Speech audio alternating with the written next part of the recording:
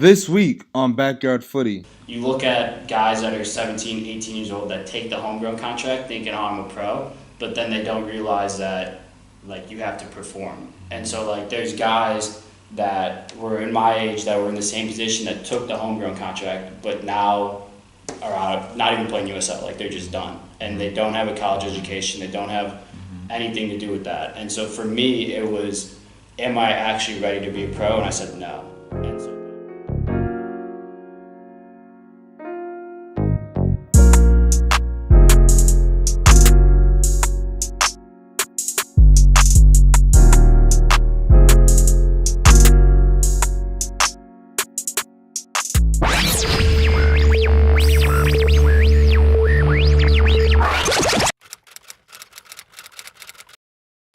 What's up, footy fans? Welcome back. I'm excited to start this show with you in this journey. I'm on a new team now. We're getting ready to record our first episode today in this brand new season, episode 17 of Backyard Footy. So I wanted to show you the stadium, what we do in the mornings a little bit, the locker room some, and just get a little behind the scenes action. So without further ado, let's get this started.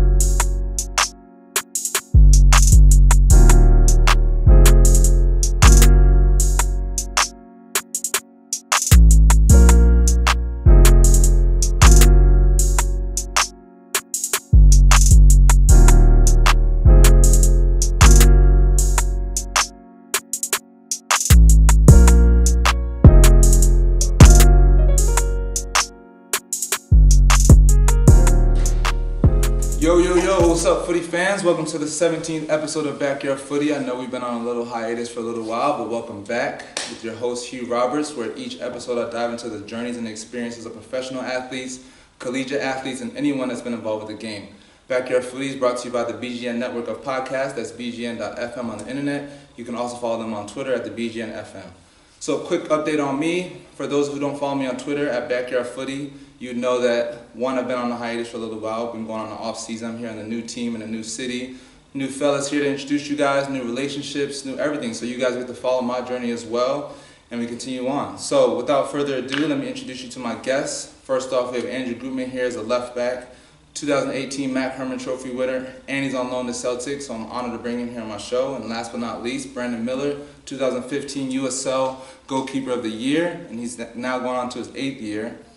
And yeah, awesome guys to have. So without further ado, what's up, fellas? How you guys doing? Intro was that off the top of the dome? Top of the dome, baby. that was Top dope. of the dome. No, you killed that. Yo, thanks for having us on. Of course, Thanks of for course. having us on. Of course. How's preseason been, or off? Yeah, preseason been going so far. Preseason's been good. I mean, I think we've gotten some good results. It's been a bit different. It's my 8th year, like you said, but it's been a bit different than what I'm used to. Just in terms of we got a new coach, organizations doing things a bit differently. But you know, season's starting up, so preseason's in the past. I'm just excited to get that first game under our belt. Of course. First game this weekend. Andrew, how you liking Charlotte so far? yeah, it's good. I mean, obviously, it's my first professional preseason. Just trying to get used to, the environment and the guys on the team. Obviously, it's a lot different from college, just with the age range and everything. But I'm having a good time, and like Brandon said, excited to get ready for the season. Now, Brandon, I heard you got a townhouse, right? You just bought one. Just bought a Congrats on townhouse, that. trying to settle down. How you been enjoying that for your second year now? It's hectic. I mean, Yeah. it's hectic getting, I wanted the house, but then I didn't realize you got to furnish the house, So it's a bit different than an apartment. But just bought a couch yesterday. I was telling the guys earlier, I'm absolutely geeked about it. Grown man things. I don't get excited about the young boy stuff anymore. I get excited about the couch. I got a kitchen table coming. That's what I get excited about. So no, it's nice to have a bigger place. We got a dog, so we gotta give it more room to run around. But it's nice. It's good to be settled down. You said something about gym, new management and stuff. So for you personally, coming from last year to this year, how's it kind of been different for you? It's just it's a bit different of an atmosphere. You know, we've got totally different players coming in. He's trying to build a culture that I think is good for the club, good for the players, and really trying to make it as professional as possible and build a group that really wants to win and really wants to move forward. Not just as a club, but just in the city, you know, build a city. Right. So, I mean, I'm excited for it. We'll see, you know, the first game on Friday, so we'll see how results go, but I think we're going in the right direction. How you liking us new guys? It's good. It's good. I mean, it's nice to have a different vibe in the locker room. You know, there were guys last year that I was very close with. I still keep up with, but you know, we've got new guys coming in, and I think they're bringing different aspects to the locker room and different aspects on the field. So I think it's been good. How you been adjusted to the rookie life? Yeah, it's obviously different. I think having Jim as a coach is a big plus. Obviously, as like a young player, I think the biggest thing in terms of development is you need a coach that's positive with you, but also knows like how to mold you and not just like kind of shit on you when you mess up. You know, he allows you to make mistakes, and I think Jim's really good with that. And you know, I think just the team as a whole really accepted me and you know, just my situation and everything, and everyone's been helping me and positive, and I think that's the biggest thing, especially am I the youngest guy on the team right now? I think so, yeah. Yeah. So I think that, for me personally, that's a huge confidence boost. What about his style of play? You guys, you know, you like the way he's playing so far, his style? Yeah, I think, I mean, for me, it fits my game perfectly, you know, very direct, very high press, high intensity, kind of getting after the opponent, which that's like my whole game right there. But, you know, in terms, he actually has a system too. It's not kind of just like all over the place. Right. And to be honest, I don't think we're really getting it yet, but I think we got some time to figure it out. Time, yeah. We're building up the team and everything. But yeah, I enjoy it so far. I don't know. What do you guys think? Yeah, I mean, it's aggressive. I like an aggressive style. You know, you want to play out the back. You want to press the opponent and get the ball back as quick as possible. Like Andrew said, I'm not sure we're 100% there yet, but I think, you know, over time, once we get more players in, once we work on it consistently, I think we're gonna. And that's the thing too. We only had like 9 players the first weekend. Right. Then we're still, most of the preseason like 13, 14 with some college boys and stuff. So I mean, it's been kind of tough getting everyone on the same page this off season. But I definitely, so far, I'm agreeing. I like his style. I feel like we have a lot of players that can play in his style too, with the pressing, athleticism. Yeah, I mean, I think we have quality. I think we can put out. I think we can put on 11 to compete. The thing is, we gotta have, you know, those other guys. Yeah, we gotta have the rest of the team so we can compete for a full 38. What about Felix, though, La Liga coach? It's interesting him coming in. I mean, you know, a bit of a language barrier there, but you know he's got the knowledge. You know he's been at the highest levels of the game. You know, in La Liga, so you kind of have to take bits and pieces from each coach. That's what I try to do with every coach that I work with. You know, you're not 100% going to agree with everything that they say, but you got to learn what you can and kind of mold your game and help the team as well to be successful. Yeah, I think the one thing though that I will say is like, yeah, we're light on numbers, but they're not just signing guys to sign guys. You know, like we had the core group that first came in, which is a good group, and they brought in a bunch of trialists, and you know, they weren't just signing them to get numbers. You know, they took their time, and we made a couple of signings that personally I think are really good signings. And you know, there's more guys coming in. You know, even before our game. So I will say that they know what they're doing. I just think it's been taking a little bit. A lot of time. Yeah. I feel like because we don't play this past weekend, they've been taking their sweet old time too. This is not normal for me, and we're just rolling with this. But like, yeah, it's different. It's definitely different. It's different. But I think they both know what they're doing. I mean, obviously they both have great resumes, and it's weird like bringing over 2 European coaches into like U.S. soccer is. You know, you always see like there's European coaches, but it's mixed with American coaches, and I think that's good to have Dave in here too. Is he knows the American soccer way, because you can have all the knowledge in the world, but you also have to adapt to the league, and I think him knowing the league is going to help us a lot. So how's it feel like to get paid then now? Would you love to get paid? We'll check out his outfit. Show the people. It's like flex. Oh, come on, yo. I can't show the shoes though, bro. What is it like to get paid? He absolutely loves it, yo. No, it's good. I mean, obviously, I put in a lot of work, and I kind of grew a lot as I got older. And obviously, when I was younger, I wasn't the best player. And you know, it's nice that I'm starting to see a little bit of benefits. But you know, right when I got my first paycheck, it just wanted me to get that more and more and more. So I'm just working harder and harder and harder. to increase it. What was that first purchase? What I bought a chain, man, David German chain. I had to flex a little bit. Yes, sir. Of course. My mom wasn't too happy with that. It looks good. You make up for it. Sure. Yeah, exactly. So you about to play in your first pro game this weekend, but what's kind of, I mean, obviously you haven't played in a game yet, but so far for you this off-season or preseason, how's the difference between college and pros for you? Yeah, it's a lot different. I'd say the biggest thing between college and pros is every day in the pros you have to come ready to train, where in college you could take days off, whether it was like just a lighter training session or because you knew you were better than other guys, but like here you got to work every single day. And the biggest thing that I picked up quickly in terms of my mentality is I wake up every single day knowing that it's a job, and like I got to perform well to be named into the starting 11.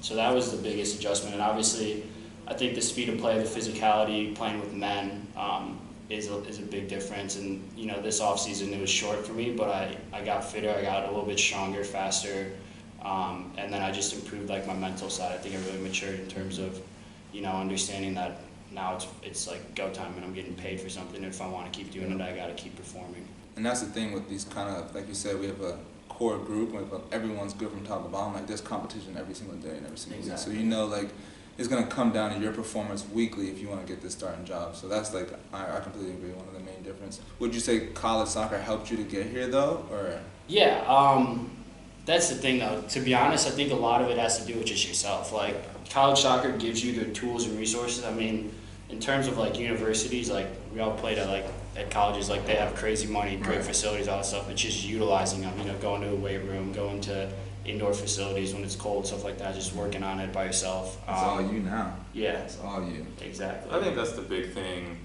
youth soccer, college soccer, professional soccer. Like my conversation with a lot of people is like, if you're not going to take advantage of what you have in front of you, like, then you're not going to be successful in any aspect of life. So it's like, people kind of like trash the college game, and it's not so much the college game for me that's not producing, you know, top tier talent all the time. It's, you know, what that top tier talent is doing at the college, you know. So it's the same thing at the youth level. You can play at the best youth club in the world, but if you're not, you know, taking advantage of every single opportunity that you have, whether it's getting in the gym, getting those extra touches before training, after training, like it's the little things like that that make the best players, make them most successful. And that's what I say, like guys who go to like the highest levels or go to like MLS, if like, I feel like if you don't stick in MLS, it's because, you know, you didn't take advantage of the opportunities that you have. Because especially now, as opposed to like when MLS started, most teams, I would say most teams have like great facilities. You have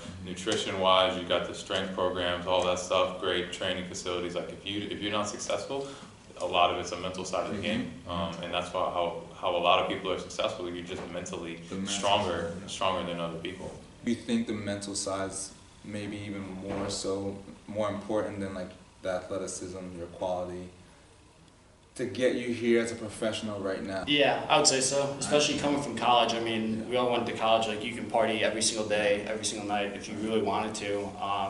And like, for me, I think like that was the biggest growth that I had to do over this past year. It was just like being mentally strong and like knowing what I wanted to do, but like not for a week or a month, for like months at a time, like a year, something like that. So you just got to grow into it and really stick to your goals, which for me, I think that's a lot of the reason why people don't go pro is because they're not consistent with, you know, their diet, their nutrition, or like fitness, stuff like that, getting extra touches, working out, stuff like that. They'll do it for a week and then they'll stop for a month, do it for a week, and then they'll be mad that, oh, I don't see progress and stuff like that. But it's like, you got to do it consistently for a long period of time. Even when you fail too, you know, like you can train a bunch and then you get cut, but it doesn't mean your opportunity's done, you know what I mean? Like you've been to a bunch of teams in the USL trying out. I was trying out with a bunch of teams, got cut a bunch of times. Like, we're all going to go through that stuff. It's mentally, if you're really dedicated for this stuff, like, you got to push through everything because we're all going to go through something.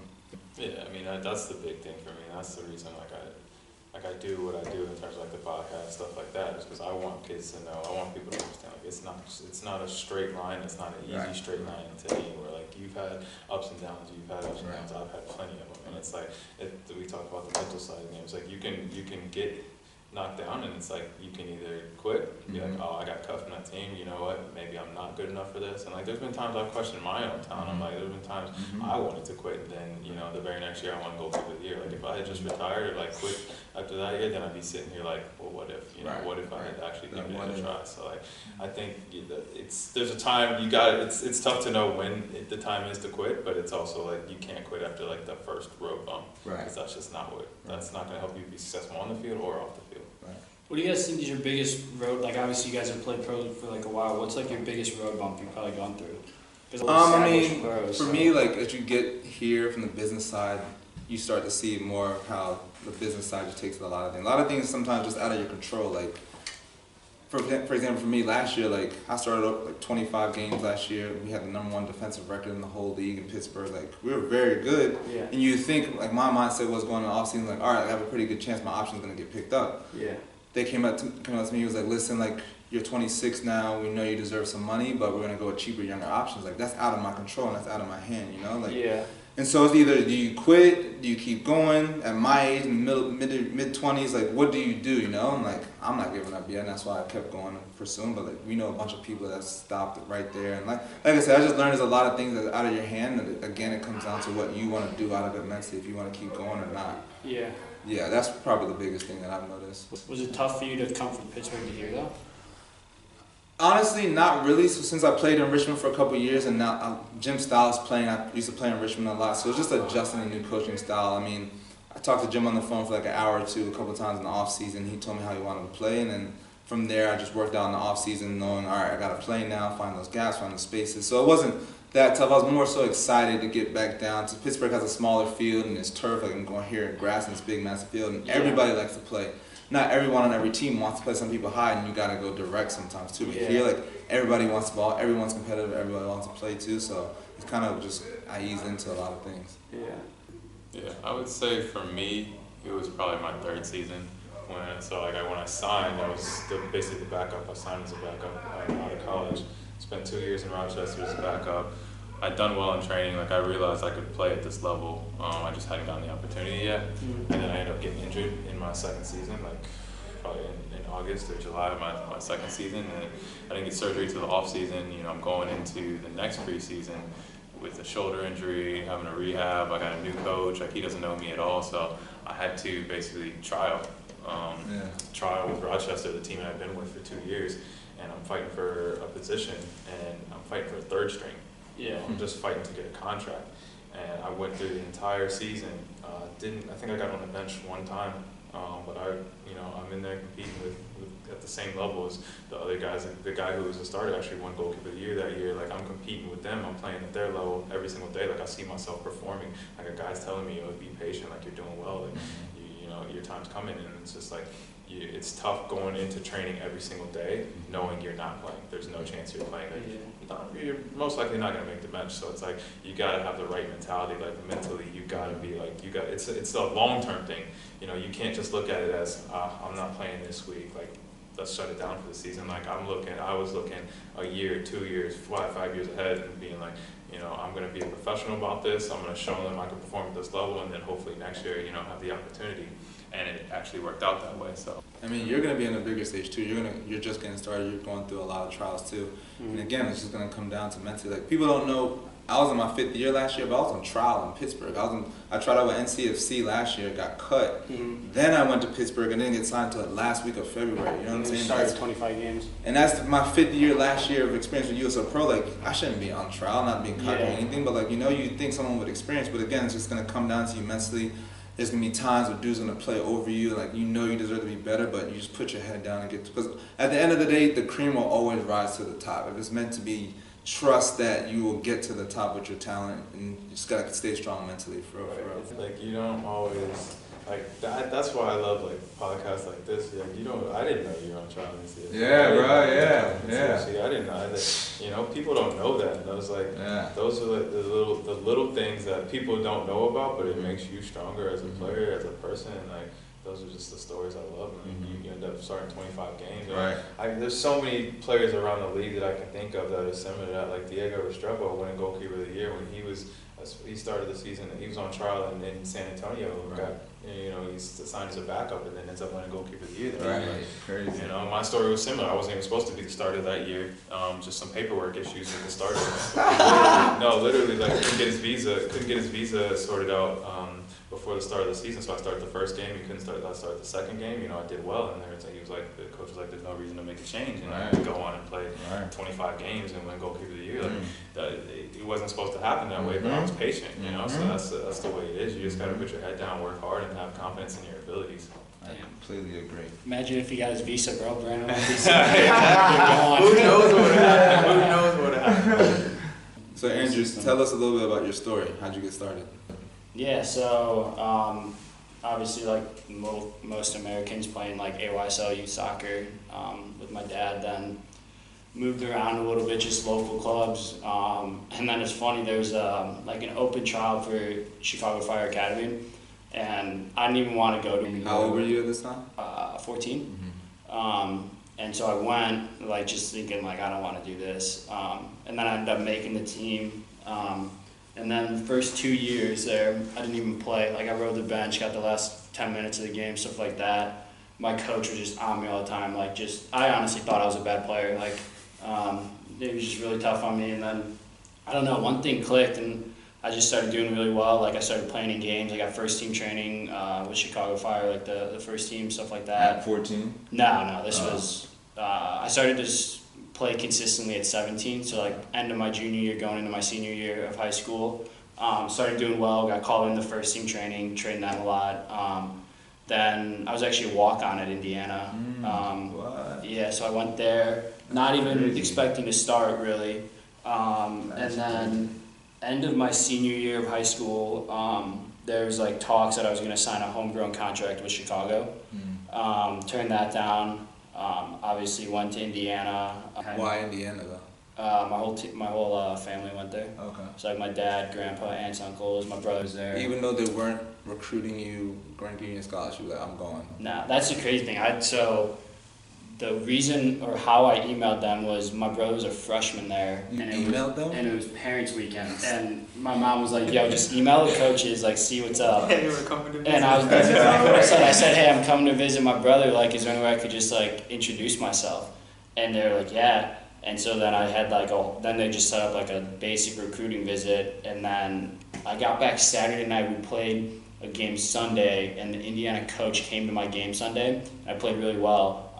And then he offered me basically a walk-on. I got like book scholarship, and so I took that obviously just because I wanted to go to Indiana and like their massive program. You were a left back too? I was a left back. And so growing up, you played left back the whole time? Growing up, I was a striker, but the only position in Chicago that was open was left back. That's probably where you get your attacking mindset. Exactly, bro. Yeah, I still want to play midfield. I know. But yeah, so it's just been like a crazy ride, and then obviously like I did well at Indiana, obviously earned my scholarship, all that stuff, and then I won the Herman Trophy this last year, and then it's just like a crazy off season, man. Like, our season ended December 10th or whatever, and I flew over to Europe like December 14th for trials. Backtrack a little bit. Yeah, let's dive into let's that. back up a little bit. How'd you manage your partying and all that in Indiana? You're getting Mac Herman Trophy or whatever. How'd you manage? Let's back. Can we back up a little bit even more? Yeah. So you're coming out of high school. You're getting a homegrown deal from Chicago. Yeah. So how do you turn that down? That's what I want to talk about. Because I think it's obviously it's turned out to be a great decision, but I feel like it's a tough decision and one that I feel like 9 out of 10 are taking the exactly. Like that's the safe option. You got a contract. Yeah. So how do you turn that down? A few things. I mean, so I was 17. That was 2014. So league minimum was like 35. Yeah. So I think my number was like 42. That was going to be my number they're going to give me. So first of all, that's like minimum wage. Second of all, like if I had to make like a very mature decision at 17, or what was I was 18, if I was actually going to be successful there, because you look at guys that are 17, 18 years old that take the homegrown contract thinking, oh, I'm a pro, but then they don't realize that like you have to perform. And so like there's guys that were in my age that were in the same position that took the homegrown contract, but now are out, not even playing USL, like they're just done. And they don't have a college education, they don't have anything to do with that. And so for me, it was, am I actually ready to be a pro? And I said no.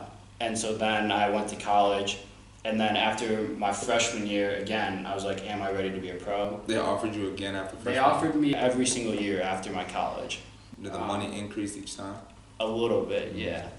And so that was the biggest thing. And I think I had to really think about, like, all right, am I fit enough? Am I mentally ready? Like, am I technically enough? And, like, I just went through all that stuff, and I just said no, Look at you being every mature single as a time. teenager. Yeah. Taking the money. I'm taking the so- homegrown, man. I love it. I mean, I absolutely love right. it. But it's just interesting to continue to get those offers, and because I remember reading articles about you when the whole Nashville thing happened. Yeah. And they were just talking about how you had turned down a homegrown deal in Chicago to go over to Europe, and I was just thinking like that's a bit of a gamble as well, but like that's awesome because that's one of the biggest things for me, and I think about my career because like I remember the first contract I got in Rochester.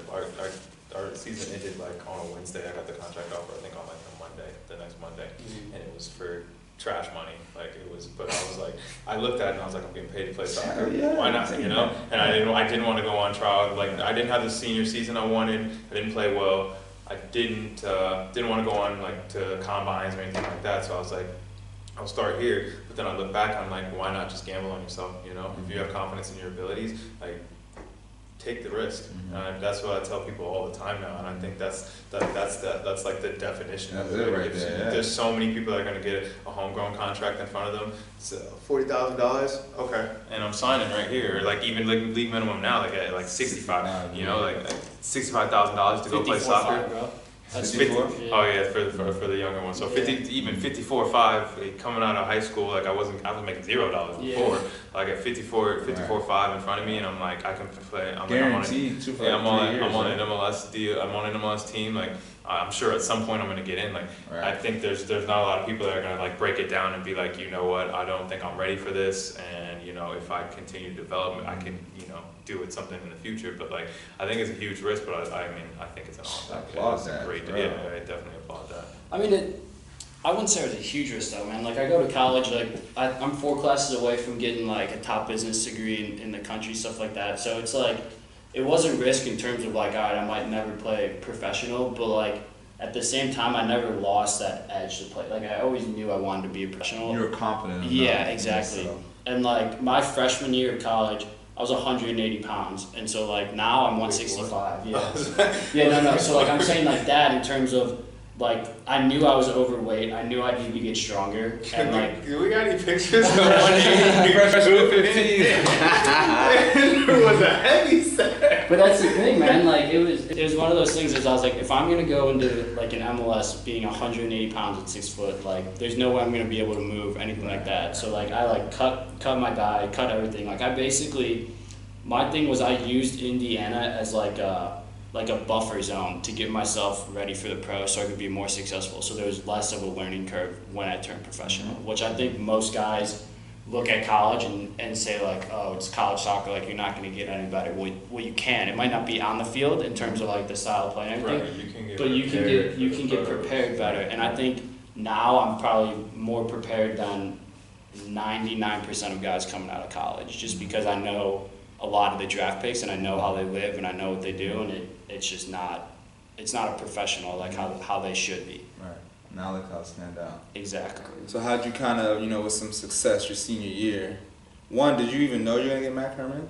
Or I knew towards the end of the year, and then when I got to the ceremony, I knew I was gonna win it. Okay. Yeah, because the way they set it up, they put the winners in a certain spot, and I was in that spot. So I was like, all right, I'm chilling, bro. How'd you kind of manage everything though? I mean, a big school like Indiana, football school. I didn't go to a football school. Yeah. Soccer's predominantly the main sport in the fall. How'd you manage school? You still got to do well in school just to be eligible on the field, Well, first school, I like pushed all my business classes to take them online when I was done. So I took like a lighter school load. In terms of like partying and shit, like I don't know, you got like senior year, like everything gets just repetitive, man. Like there was 2 or 3 bars that everyone would go to. You'd see the same people, all that stuff. So like I was kind of over that anyway. And yeah, like I just knew that if I had a good season, like a lot of doors were open because summer before going into my senior year, like there was options abroad and MLS and stuff like that. So I knew I had options, and it didn't work out. And to be honest, I was kind of pissed because I didn't really want to come back for my senior year. But I was talking with my agent, and I basically just told him, I was like, look, fuck it, I'll just go and be the best player in college, and we'll see what happens. And I did that essentially, and then, things just kind of spiraled into. So how did Celtic kind of come about? Did your agent put you on with that, or? Yeah, so it's kind of a weird situation. I'll do my best. I'll do my best. So I went on trial with the Rangers right after college, and the way. Shout out Stevie G. Yeah, shout out. They don't like me too much, but it's alright. So there's a guy, he's actually signed there now, Matt Polster, played in Chicago, and so he was going over on trial, and basically, his agent met with the club or whatever, and he basically just name dropped me. He was like, hey, I have a young left back, he's pretty highly rated, blah, blah, blah, you guys want to take a look at him? And they were like, yeah, so I went over there before Christmas, had a trial, whatever, and then while I was over there, Celtic somehow, I don't know how they contacted my agent, but they basically did, and was like, hey, we're interested in him, blah, blah, blah, do you want to meet? And he was like, yeah, we'll meet, but he's not going on trial because it was around Christmas time, I wanted to go home and all that stuff. And so they were like, all right, we'll just make him a contract offer. What? Yeah, so I got a contract offer. Rangers didn't offer you? No, Rangers offered me too, but it was just different in terms of their plan for me and other stuff. And Celtic just had a better path for me, and it was weird because Colorado Rapids somehow has a connection with Celtic, and so Colorado was the one that vouched for me to Celtic. Shit. So it's kind of weird that that all worked out. But yeah, I ended up signing for Celtic early January, went over there, trained for a little bit. Obviously had issues with the work permit, just not being a professional and going into the UK, not going to get that at all. So then I just started looking for loan moves, and obviously Jim worked with Celtic. Celtic was very high on him. Said they wanted me here just to learn as much about Celtic. Celtic said that? Yeah, Celtic said that. So I was like, all right, I'll do it. So I ended up here. But now you were supposed to sign with Cincy. You were supposed to go with the Nashville. How did you even end up here? Yeah, so obviously my first loan moves were trying to go MLS, obviously. And so the league. Said, nah. We're too petty for it.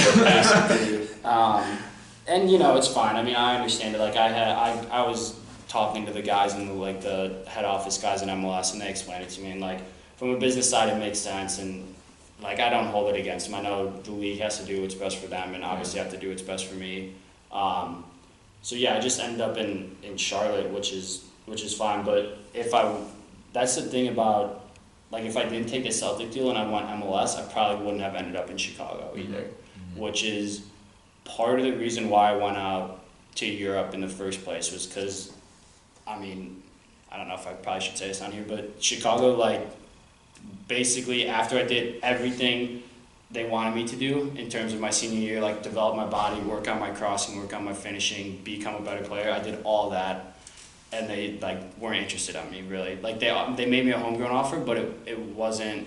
It was a very kind of insulting offer to me, and so that's what made me go to Europe in the first place. Gotcha. So I think if Chicago would have valued me more and actually had conversations with me, I probably wouldn't have gone to Europe at all in the first place. Wow.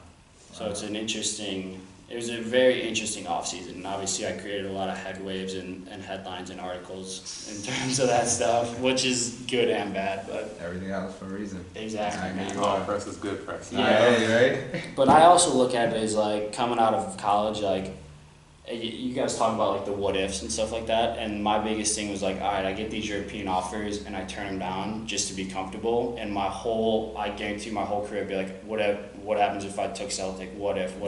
Yeah. And I look at it as I just turned 22, I have a 3.5-year deal. If things don't work out, I can always come back. Exactly. Yep. Exactly. And it'll look better for you with Celtic on your resume. Exactly. Coming back. But my biggest thing was every young kid wants to play in Europe. So I was like, all right, fuck it, I'm gonna just bet on myself. Yeah. And so obviously I have to improve drastically. The level over there is very high, but at the same time going over there, like, it's not, like, unattainable. Right, you know? right. Like, everyone thinks, like, Europe's so good. It's really not that much better. It's I just agree. more consistent. Yeah.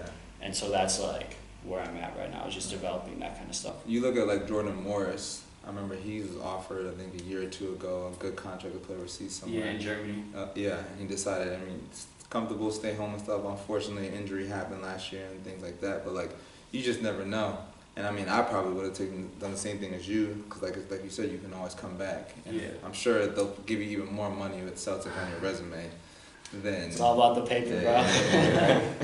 But I also think, like, we talked about it, like, I don't think you can grow as a player or as a person in being comfortable, you know? Like, I would have been super comfortable in Chicago. I would have been super comfortable in Cincinnati, that kind of stuff. And I don't think I would have improved or reached my true potential if I did that. And so, like, for example, like, when I first went over in January to Europe, because I didn't know, like, my work permit where I was going to be, so I was, like, super out of my element, didn't know how long I was going to be there, living in a foreign country, and, like, mentally the first week, like, I was drained. Like, I, like, was, like, calling my mom saying, like, I want to go home, or, like, can you come out here, stuff like that. And, like, you just, like, have to take it day by day and mentally just, like, develop this really strong mindset as a person and as a player. And then if you do that, it, like, drastically helps your game. Because I got there, like, the first week of training, I was absolute shit just because I was, like, didn't know anything, out of my element. And then once I was like, all right, like, I'm over here, I want to do this. Every day I got better in training, and I was only there for 3.5 weeks. So that's the biggest thing, I think. And it makes you come into a better person, a better man in general with that experience from being overseas. Like, half the people in this country never even left this country, you know what I mean? Or the state they're in. Or the state, right, Yeah. right. So, yeah, kudos to you. So, Brandon, tell us about your story. Man, I don't want to follow up that. You go on first. Why you go? I gotta follow up that story. Best for last. I mean, it's been a journey, man. You know, coming out of college, like I said, I signed up in Rochester. How'd you start though? Where are you from? I'm from here, grew up here, played with the local clubs here. Shout out Charlotte. Shout out hometown QC, the real QC. I don't know what Cincinnati's talking about. It's Queen City all day. They call Cincinnati? Yeah, for some reason they think it's the Queen City, but it's not. The city's trash. Andrew Gutman said that. I messed with Cincinnati, home state. I was born in Ohio, so you know, Ohio State. That's what the family reps. But I grew up in Charlotte. Played youth soccer here. You know, I always knew I wanted to go to Wilmington to play college soccer, just because like I love the campus, I love the area. Ended up, you know, went to college and it didn't turn out the way I wanted it to. I played 15 games my first 3 years. Really shocked. Like, I got there, and I think, you know, it's like you said, you can perform all you want, but it's not, sometimes it's just out of your hands, you know. And I remember going into, like, my first year I just wasn't really ready. Like, I played well, but I wasn't really ready. But second year going into preseason, I remember I was, like, fit, I was sharp, I killed it. Like, I remember the exact conversation we had with my coach, like when he was about to name the starter. He was like, "You guys are gonna switch off the first few games," and I was like, "No, no, we're not," because I've been actually killing it this preseason. Like, this should be me. And that was a rough year for me because, like, I didn't get the starter job. We switched off for like 6 games. I played all right, didn't play like the best. You know, he had gotten better results. And I remember we went to a trip down to Florida, played 2 games on there. He won his game, I lost my game. Came back and the very next day went out with my friends, just got drunk. You know, I didn't want to think about anything. I just wanted to go have fun and ended up getting in trouble with the police. Don't worry, I don't have a record, but like, it was just on campus police, just something stupid, you know. And I ended up getting suspended, and then, you know, now I'm not competing for a starting job because I, you know, made stupid decisions. So like, you know, we talk about mentality, mental stuff like that. Like, that was just a stupid mistake when I was younger, and now it's, you know, it kind of affected the rest of my career. Like, junior year, I was like, I don't even want to be here. Didn't really play that year. But then senior year, finally got the job. Had a bad year, and I was just like, I remember one of my coaches was like, "Yeah, do you even want to play pro soccer?" And I was like, "Not really." Like, this is just I'm chilling. Yeah. And I ended up just having to get the offer from Rochester, so I was like, all right, I'll go. They like right after college. Yeah, it's like my coach knew the coach. They had a new coach coming in. They knew each other, and he had seen me play, and he was like, "Yeah, I'll give him the opportunity." I went up there, did well. Like it's an adjustment getting used to the game. It wasn't as big of an adjustment as I thought. Obviously, it's a little different going from college soccer to USL as opposed to college soccer MLS or European team. Like it wasn't a huge jump that I didn't feel like, and so I was performing well. Talked about it a little bit earlier. Got injured third year, turned into a third string. That's why I wear the number 33. Third year in my career, I was third string. So, and that number means a lot to me. Like that's why I always want to wear it. It's just a reminder to me to where I was and where I am now. But it's been a good career so far. I feel like I've had ups and downs. I've won a championship, I've won awards, and I've also been on teams that were bad. And I've been like when I went out to Orange County, I just didn't perform. I wasn't focused, and I think that was a huge growth year for me. Just like I went out to Orange County, like I won goalkeeper of the year, won a championship, won basically everything I could in the USL, and I was like.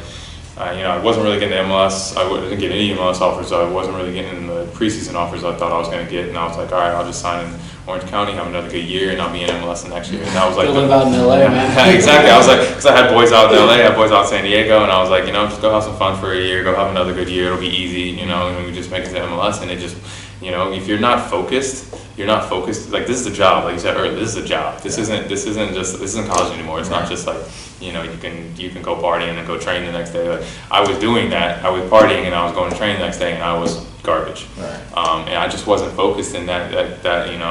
I went from a high of being one of the best goalkeepers in the league to being low. Like I'm sitting on the bench now. Right. So that year was a big growth year for me. But like I felt like I bounced back pretty well. I went to Harrisburg and had a good year. Now I'm back in Charlotte. It's nice to be home and be around my family and friends and things like that. But the focus is now, trying to continue to have success and continue to show the abilities that I know I have. So let's backtrack a little bit. What was it like first off winning that championship? You played with Bob, right? Bob Lilly, the great Bob Lilly. Man, I love Bob. That was one in Rochester, 2015. It was a great year. I mean, we played. One of my old teammates posted it the other day. We played like 40 games, including preseason, Open Cup, USL playoffs, and regular season, and we lost one. It was just a great locker room. We had a good mixture of like older guys, experienced guys with young guys, and then we were all just hungry. Like you had a bunch of guys who just were kind of no names, and like we're trying to prove something. And we had a great coach who like kept us organized and like demanded so much more of us than we expected. I remember like I played the first like 5 or 6 games, and I was playing pretty well. I had a few shutouts and whatever, and like it was after a win. He came up to me after practice one day and was like, we need more from you. And I'm like, dude, all right, we're undefeated. I have a couple shutouts. Like, what else do you need? And like, he starts breaking down my game and telling me what more I need. Like, and it's like you can be content with where you're at, or you can continue to grow. And that's what he demanded out of us. And I think that's why we were so successful. We were, disciplined, talented, and it just all came together. But that feeling of winning a championship is not something I'm ever gonna forget. Like. It was a great year. Especially I want pro too. Yeah, I want to feel that feeling again. I remember like the last week, we were like leading up into the championship. I remember walking on the practice field and I was like, "There's only one other team doing this right now. Like everybody else is at home, like packing up, ready to go back to their hometowns and whatnot, and we're out here practicing. Like I'm so grateful. So I love that playoff feeling. There's teams sitting out and like. You're still here, you're still battling, you're still competing, and then that morning of the championship, I woke up and I was just like, yo, this is dope. Walk to the stadium and like you got all the cameras and everything. Like it's just a different feeling. And like that's the score of the game. It was actually crazy. We were down 1-0 to like the 89th minute. They scored in like the 60th minute off a header that I probably should have saved. I should have done better on. But so like I know no lie. No lie. It was like the 88th minute. I'm sitting there like I'll be honest. I'm sitting there almost in tears. Like I'm on the other end of the field. Like I need you guys. And my Coach, put me roommate, up top. my roommate was he was a rookie Jamaican kid, and he had bounced for days. So like we got a corner kick, they put the corner in. He just got up above the keeper, put it in like in the 89th minute, and then we went to overtime, and then in like the 110th minute or something, literally the same exact thing. Play off a corner kick, he got up. he scored 2 goals. Yeah, he scored. He came off the bench in like the 85th minute, scored a goal, scored the second goal, got MVP. Like he hadn't even played that much during the season, just came off the bench and got MVP. But like, yeah, it was that was a great feeling, a great game. Really like from a low to a high real quick. Because like they had literally already set up LA Galaxy 2's locker room for the win. They had set up the champagne. They had set up the plaster and stuff. Like they had set all that up. So that was an awesome feeling. So you go from Rochester, OC, Harrisburg, and then here. Yeah. How'd you kind of end up here?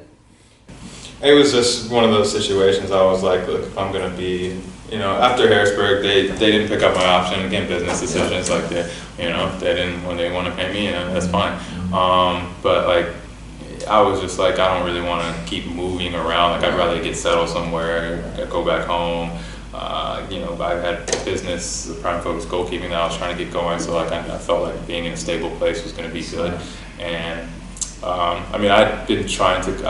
I knew the coaching staff. I knew at the time the assistant coach, the head coach. Like it just made sense for me. Yeah. What's it been like for you mentally though, bouncing around? This is now your 4th team, 8 years. 8 years. Yeah. It's difficult. It's difficult. Like going into an off season. After Rochester, it was difficult. Different. It was a different difficult. Like usually in the off season, you're like, where's my next contract gonna come from? Like, you do have to go on trial. And now after Rochester, it was more so like I'm not getting what I wanted. I had contract offers in the USL, and I was, everybody wants to go to MLS, and I was like, where's my MLS offer? Like, where's my MLS preseason at least? And it just wasn't coming. So I that's where we talked about like gambling on yourself a little bit. Like I kind of took the offer that was in front of me out in Orange County, and I went out there for the wrong reasons.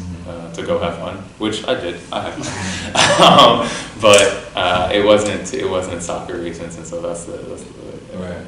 a bit disappointing on my part. But everybody, go ahead. I was gonna say, have you got any MLS offers? Like I went into not actual offers. I went into trials. I went into Sporting Kansas City like right after that year, right after 2015. Okay.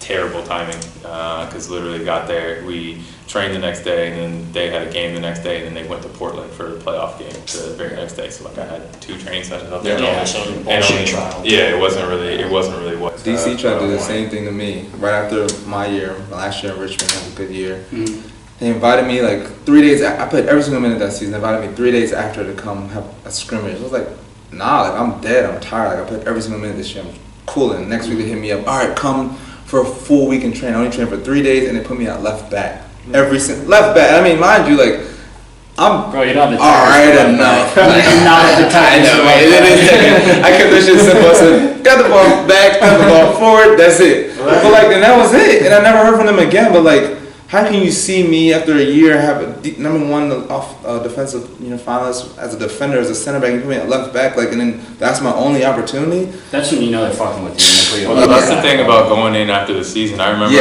my agent had called me playoffs up too. my agent called me up and was like, yeah, do you want to, Sporting Kansas City wants to bring you in, and I'm like, dude, he called me up, like, championship was on a Friday, he called me up on like Sunday morning.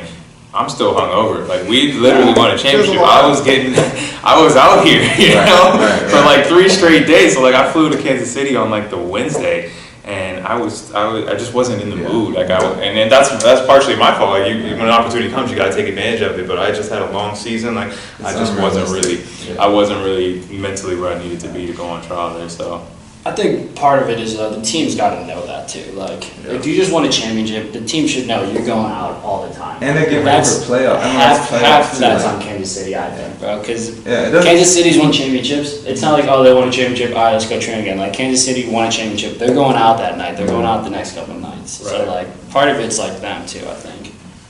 So you have your own podcast, right? yeah, so the Last Line Soccer podcast. So I started I've got the podcast, which is tied into Prime Focus Goalkeeping, which is the glove brand I have. And I started the whole thing just because I wanted a way to reach young goalkeepers more so than just, you know, training one-on-one or in small groups, stuff like that. So I wanted to give more of an insight into actual goalkeepers, like their stories.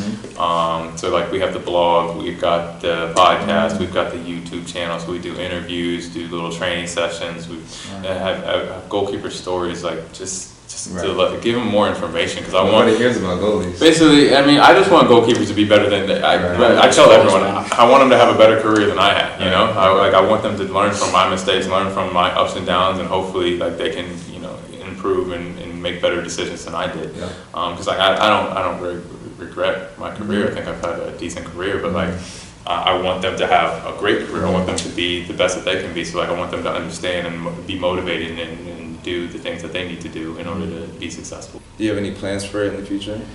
For the podcast? I mean, it's just get to as many people as possible. I want to get out. That's what the thing about, especially with the USL. I don't know as many people in MLS, but I feel like there's so many great stories from players in the USL, just how they got there, what they've been through, and you know how they're succeeding. And so it's like, why not? I know there's so many fans that always ask me about my story, or they want to get to know my other teammates, and I'm just like, why not put those stories out there? So exactly why I started this, bro. I think it's great. It's been fun. I need to get back on it, on top of it. It's been a minute, but you can go check out. I think we got 7 episodes up right now. You can go check us out, the Last Line Soccer Podcast. How can we follow you? Follow us at The Last Line. Apple, iTunes. Oh, I'm sorry. That's on iTunes. We're on Stitcher. We're on basically everything. SoundCloud. But we don't actually have a Twitter or anything, or Instagram. You can just go to the Prime Focus goalkeeping page, Prime Focus GK on Twitter, Instagram, Facebook. And you also started your own company called Maximum Soccer? Right, so we got the indoor facility down in Fort Mill. It's just been one, it gives me an office space to run a lot of the Prime Focus goalkeeping stuff, but it also gives me an opportunity to have all my training in one place and really do a bit more than what I can on the field with just a bag of balls. So I love the facility. It gives us a chance to give players that extra incentive, extra training, and I mean, if I can pass on what knowledge I have as a pro to the youth now, and hopefully they can get that professional mentality at 14, 15 years old, as opposed to me when I didn't get it until I was probably like 24. Yeah. So, I mean, I'm still struggling with that. I mean, I can be honest with you. Like, I wasn't doing like the things that I needed. Like when I was a rookie, I was just like, go to training, go home. I would literally lay in bed, first 3 years, play Xbox for like 2-3 hours, and then watch some TV, go to sleep, like do the same thing over. And like, and I wasn't making enough money to do that. Like I don't know why I was doing it, but two, it's just like I didn't have that mentality yet. I wasn't 17, you know, making those decisions that I needed to. So it didn't really click probably till that 3rd year. But like I want kids to have that at 14, 15. That training mentality, that, you know, off the field mentality. Like you can still have fun. I have plenty of fun now. I don't have as much fun as Andrew, but I have plenty of fun now. But I still, you know, try to be as professional as possible. Yeah, I mean, I appreciate you for letting me join Maximum Soccer as well, because the same way, you know, I want to inspire the youth. Perfect little area just to do 1v1, 2, maybe 4 people max, but it's good. I tell parents all the time, like, those touches, I really didn't do a lot of individual things until high school for me. Like I was just playing rec soccer all the time and just doing it for the love of it. But I didn't actually get the technical side until like going into my senior year, going into college. So I tell them, you can get these kids in with a coach like me or you or any kind of player from middle school on, like it's gonna bode well for them for the rest of their career. So right, I don't think they understand many people understand the technical like side of the game, the importance of having a good first touch. It's so like ignored. I feel like if you don't have a great first touch, like if you can't control where the ball's going, it's tough for you to be successful on a soccer field. It's the American way, man. Seriously, it is the American way. I see so many kids come through there that they can run. They're great athletes, but their first touch is just not where it needs to be. And it's like you can be a great athlete, but I want you to be a great soccer player as well. So that's the goal, to mold as many as possible.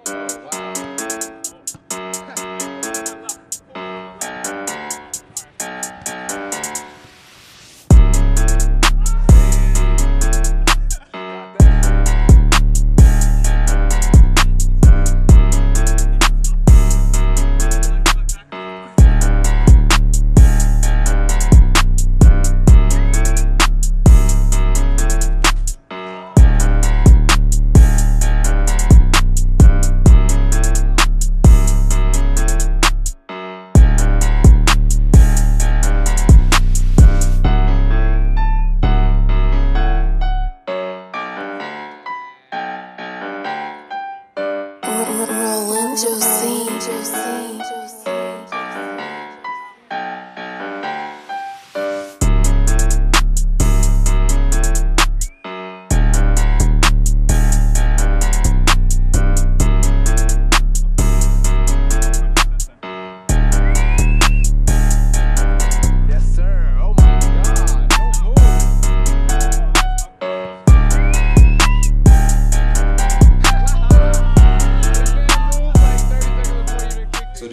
Think this is U.S. soccer's golden generation. You see, Pulisic's 20 over in Dortmund. You have Alphonso Davies now going to Bayern, who's 18. Bro, he's not American. He's Canadian. Haji Wright on Schalke, Weston McKennie with Schalke, Tyler Adams now with Leipzig, and you have Sargent with Bremen. Do y'all think that this wave, Gutman at Celtic, right? Do y'all think like this a golden generation is bound to happen here with U.S. soccer soon? I think I'm excited about the future. I think there's a lot of young talent playing at a lot of high-level clubs, and you want to see that continue. But it's in terms of golden. I don't really know what the last golden generation was, so I can't really Landon Donovan. I mean, I hope so. I desperately want to see U.S. soccer succeed on the international stage, but in terms of developing players, I'm not really sure. I'm not in the system, so I can't really see. I just, I don't even watch international soccer as much as I used to. It's all about the USL now, USL grind, man. No, but I sincerely hope so. I hope those players continue to develop. Pulisic going over to Chelsea, hopefully that's a good move for him, and I hope they continue to develop and bring the younger ones along with them. Yeah, I would say it's definitely U.S. soccer is definitely on the trend up, just because it's weird. So all American coaches don't really rate players until a European club rates them. So if you look at all these young players that Weston McKennie, he was with FC Dallas, right? And he was just flying under the radar, basically. You didn't hear him as a great young talent or whatever. And then Schalke comes and picks him up or whatever, and now he's over there and he's starting with the men's national team. So it's almost if you can get more young American players over to Europe and start training and doing well and stuff like that, I think we'll be really, really good, because the training style over there compared to here is far better. It's far more advanced. It's far more technically based, and actually breaking down and knowing it's more of the mental side of actually knowing how to play soccer. In terms of over here, a lot of it's just building up your body, athleticism, stuff like that. So I wouldn't say are we going to go win the World Cup? No, probably not. But I think we'll start to be more and more competitive as more guys go over and more guys are taking that risk. And then obviously all the young guys over there have to grow and develop a little bit more. But I think in terms of 10 years ago to now, I think it's a lot better. I agree. But the biggest thing is having those kids willing to go over there. Because coming over from America to Europe, it's really different. You take advantage of what we have in America. Going over there, it's completely different. So it's just the mentality of just being a soccer player over there. You gotta have to. And it's I feel I wouldn't say it's kind of tough to get over there in general, but for example, Pulisic, his father was our assistant coach in Pittsburgh last year. Yeah. So he's telling us a story and things, and he's he was with not Harrisburg, or the Penn FC's club. He's from Harrisburg, so grew up in Hershey's club or whatever the system. And around when he was 13, Mark, his father, has a European passport, so he got him over there. But Mark told us if he didn't put Christian out of middle school and take him overseas, he'd probably be in the USL right now under the radar. And as talented as he is and deserves the opportunity, you would just never really know if he didn't take his son overseas with him and give him this opportunity. I just feel it's tough too, the international spots, and when you're a teenager, even just leaving your home and not being comfortable and stuff like you said before, all those things come into play too. But I feel we need kind of a more direct path to get some more kids, besides an agent, besides maybe your parent might have some contacts. It has to be a good stream where we can start sending some more talent over there. Well, you're starting to see that. I mean, obviously Celtic took a chance on me and the other kid, Manny Perez. We have no professional experience, but they're signing us on potential and stuff like that. And that goes back to my point again. like Pulisic's father's probably right. Like if Dortmund didn't come and snag him up and do that, like he wouldn't be on the national team. I don't even know if he'd be in the MLS, stuff like that. And it's literally soccer. American soccer coaches wait until a European club says that American's good, and sometimes it's too late. And that's where we need better coaches, better development staff, better scouts, all that stuff. Because it's not just the players you can produce; it's finding the players. Because what our country has, I don't know, like 1 billion people or something like that. Like we're bound to have the next Lionel Messi. We're bound to have a Cristiano Ronaldo. But like it's having coaches, scouts being able to pluck that player out at an early age and throw him an environment to make him develop. Because Messi or Barcelona took Messi at like what 11 or something like that. A lot of these European teams are taking these kids when they're young. But they see the potential. I don't think there's many American coaches that can see the potential and like have that process. Like you look at young players like me coming out of college, going into the MLS. A lot of MLS teams are like, all right, if he's not good enough now, just fuck him, basically. As opposed to, all right, he's not good enough, but we see he has a good cross, he can get up and down. Let's give him 2 years to develop and see what happens. You know, let's be positive with him, as opposed to, like, for example, there's a guy in Chicago, Grant Lillard, who's a center back. He was like a top-rated college guy. Like, obviously need to work on stuff, but his ability, his frame, like his speed, athleticism, he could play in the Premier League if he wanted to, but they're not developing him. He's just thrown into the bench. Right. So there's gotta be coaches and staffs and scouts that see something in a player, but also play the long game. Because, like for me, 2 years, like I could be like anywhere with my development, but like MLS, I don't know if they would wait on that development, but Celtic definitely is gonna wait on that. They're gonna throw me in long positions. They're gonna do all that stuff. So that's the biggest thing I think is you gotta have people in our country that are willing to develop players as opposed to just throwing them overseas and letting them develop, because we'll never be able to compete if we don't develop our own style. So do you think the MLS should be giving more kids some time, like a lot more teenagers, like kind of they do overseas? Yeah, 100%. Or be more willing for, I don't even know about that, but I think there's also a stigma that like if you're on an MLS team going on loan to the USL is not good, where for me, I think if you're on an MLS team and you're not playing or anything, it's stupid for you not to go on loan. Yes. Why? Because you need games. Yeah, you need games, and just to build up your resume. Like there's so many players that got a 2-year deal coming out of college that didn't play one game in the MLS, were reluctant to go on loan. They're out of a contract. Like they probably have 100 professional minutes and they're 24. Like what kind of resume is that? But maybe you got a kid that 2-year deal, like MLS didn't work out, but he's got 20 games in USL, 5 games in MLS. Like you can see he's got a couple goals and assists. Like that's a way better resume. Right. Yeah, I think it's growing in MLS a bit. You see teams like Red Bull, definitely, who have a great system, top to bottom, from youth to second team to first team. You see, like in Philly, they're playing some of their young kids. And then you look at like out at Galaxy, Efrain Alvarez, who's absolutely killing it, and was killing it last year in the USL. I think that hopefully that is a sign of things to come. Because you see a lot of homegrown signings. I think that's the thing for me. You see a lot of homegrown signings, and then it became a trend. But then it's like, where are these homegrowns going? Are they developing? Are they actually playing? And what's the end goal for them? So I think that it's trending in the right direction. I think it takes some teams longer than others to get on board. But like you guys said, like minutes are huge, and getting minutes in especially with the development of the USL in terms of talent, the level of play has gone up tremendously since I was here in 2012. And I think that going on loan to USL is a natural move if you're not in that 18 mix. And now you're starting to see, I think, a trend that's starting to happen over these past 2 years. A lot more teenagers kind of foregoing college and coming into the USL now. Do you think that's the right?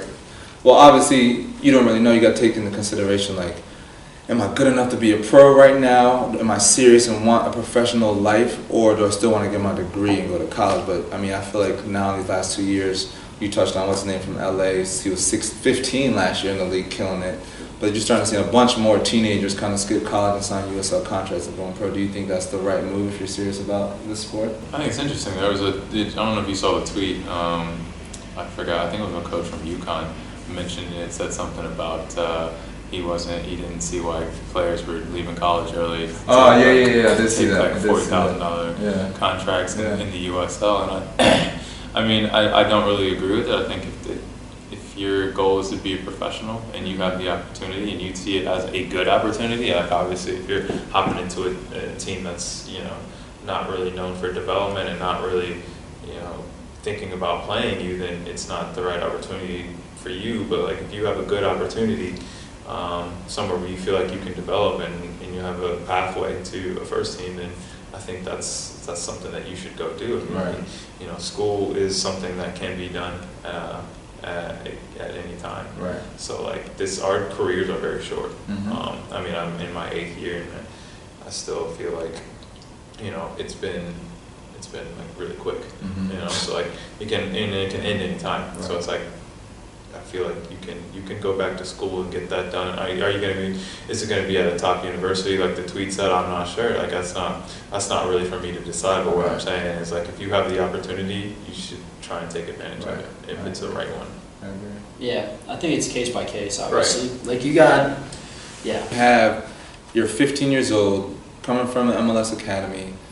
They're like, all right, I'll offer you USL 2, this MLS 2 team, the USL team contract. Like, obviously, like, you're coming from MLS Academy, you probably have some good D1 schools looking at you, maybe offering you, like, full rides and stuff like that, but, like, now you have to weigh both options. Do you think, you know, if you're really committed and want this professional lifestyle, that it's the right move to go down that track and start playing USL kind of as a teenager?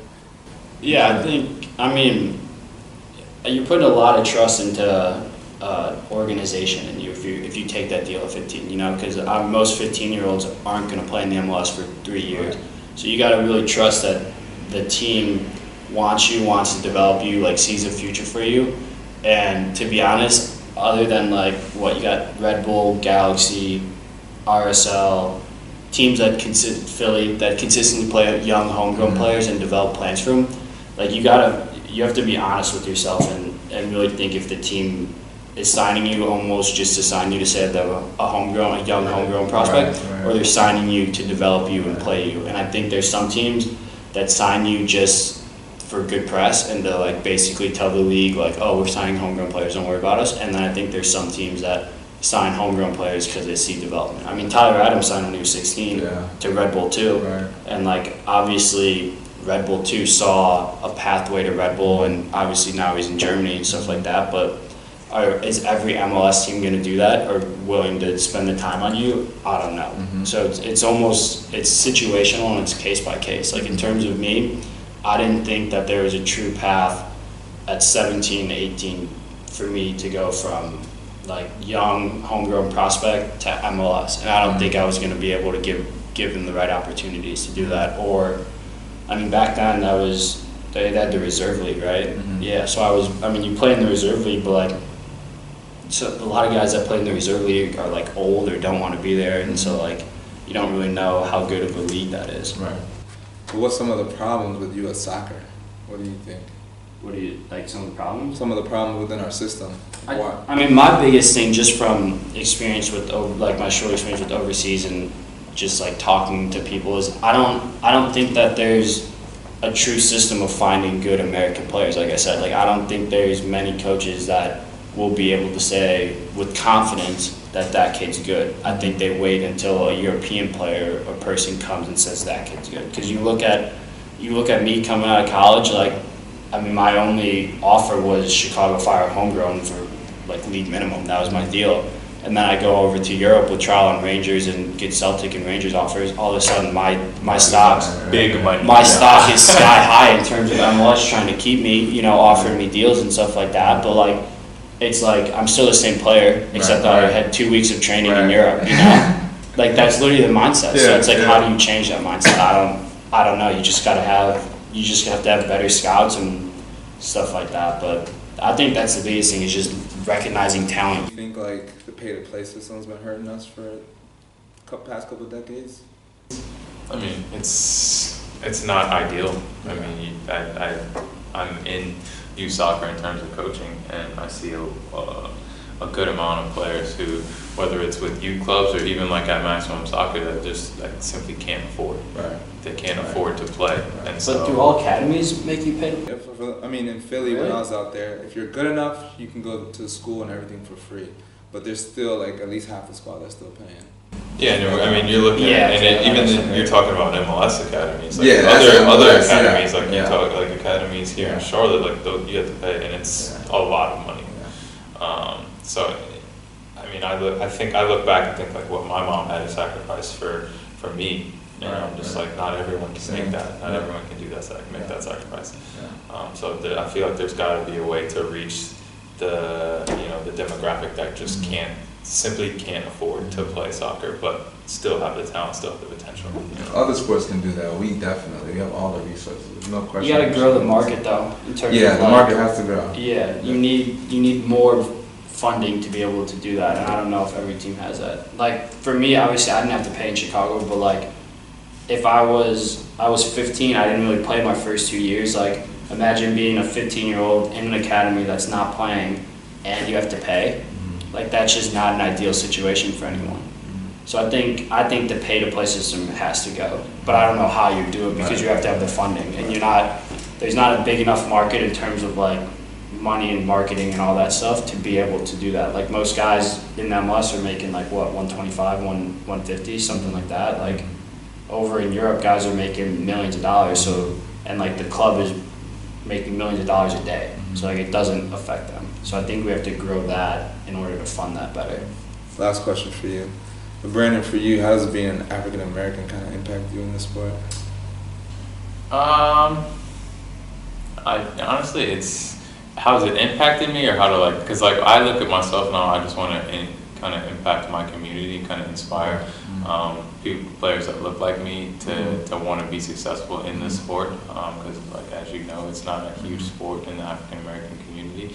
And I mean, I remember growing up, I became a goalkeeper because I used to watch Shaka Islam, and I was like, well, one, I hate running, and two, I remember watching him, and I was like, yo, he's dope. Like, I would love to do that. So that was one of the big reasons I became a goalkeeper, and so I want to do the same for my community, and kind of be an inspiration for young kids who may not know what exactly they want to do, what sport they want to do. You know, maybe they can look towards me and kind of get some inspiration. Do you think we need like not like a mega star, but someone being in the limelight consistently who's like on a celebrity status in order for us to gain proper attraction that's gonna, bring some more African Americans to this game?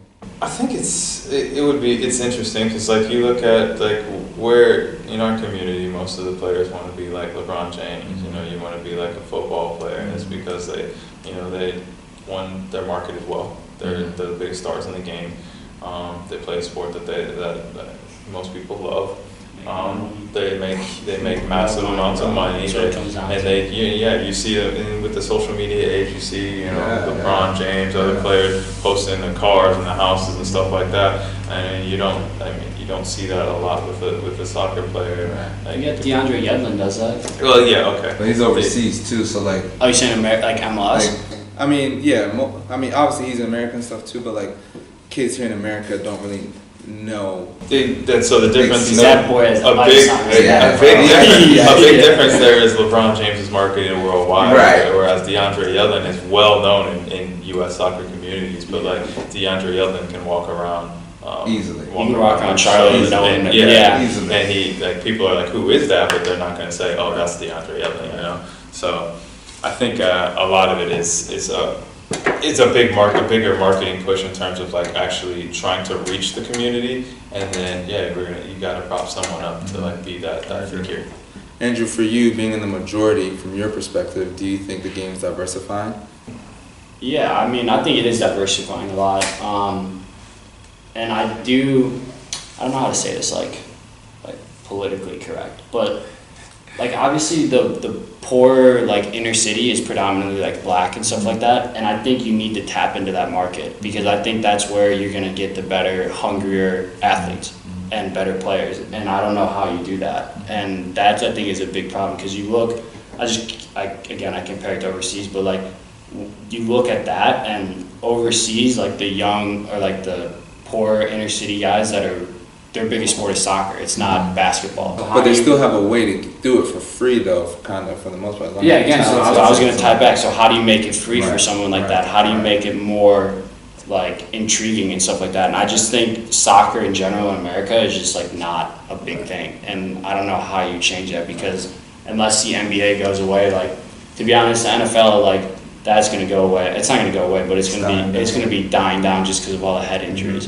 But you got to compete with basketball. And like, even to be honest, baseball a little bit too, man, because of the huge contracts. I still think there's still room for us to be on that level as well, especially in Major League Soccer. Like, I think it's gonna take a star to be on the TV scene, the world scene, daily, weekly. Like, it's gonna take us, doing well in the World Cup type of thing too. Like, it's coming. I read something the other day where 30% of the new parents, are taking their kids out of football and all going to soccer more, but it's now like keeping and retaining these kids and continuously push them up until we get that breakthrough. But who's the young star that they're gonna prop up? Who's the guy that has like techers who can do step overs, in and out, bang goals? Like, we don't have, like, imagine if Neymar was American. Right. He would be the guy for all the minority and everything like that. But we don't have. Take that, we don't have that. And so, but you have to develop a system where you got people, instead of playing basketball in the streets, are playing soccer in the streets. Right. That's what it's going to I think they need some more like